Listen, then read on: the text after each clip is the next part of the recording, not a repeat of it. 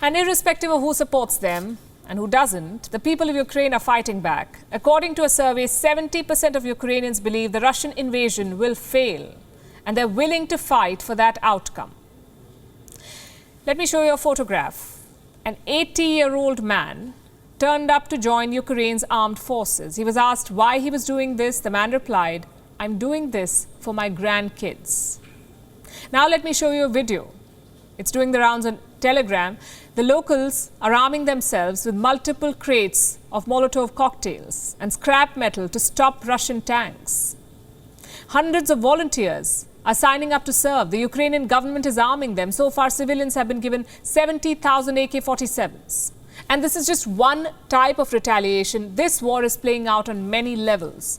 Over the weekend, the West decided to unplug some Russian banks from the global banking system. Russia was cut off from SWIFT.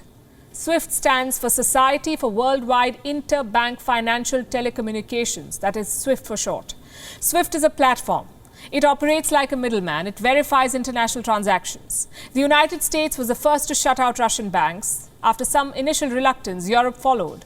The United Kingdom, Japan, South Korea, Singapore and Canada have all switched off Russia from SWIFT. Even a neutral country like Switzerland is cracking down on Russian financial assets. But not everyone is lining up to sanction Russia. China, for one, does not support sanctions. China is against using sanctions to resolve problems, even more so against unilateral sanctions without international mandate.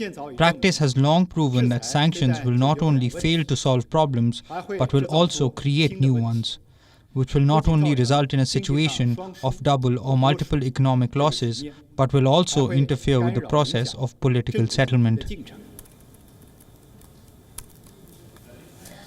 That statement was unexpected lines. China has its own payment system. It's an alternative to SWIFT, and Russia can use this Chinese system to bypass Western sanctions. Brazil, Venezuela and Syria are some of the other players who are either backing Russia or staying neutral.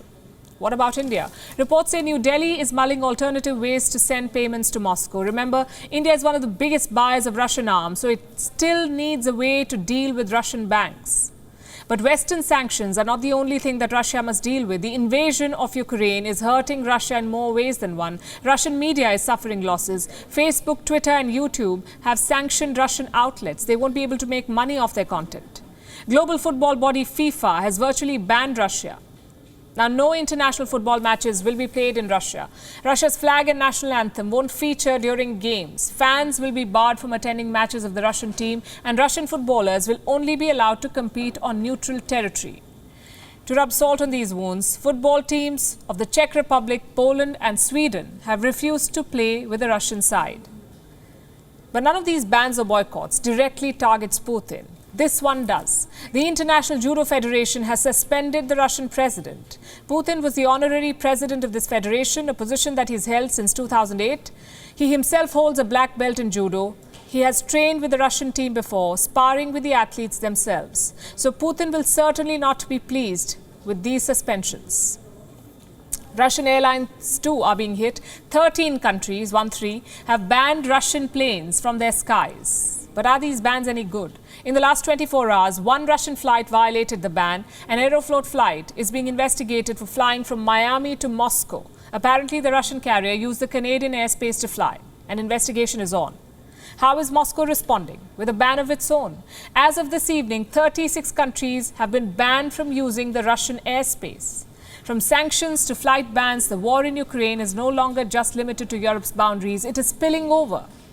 And it is reaching your doorstep. WION is now available in your country. Download the app now and get all the news on the move.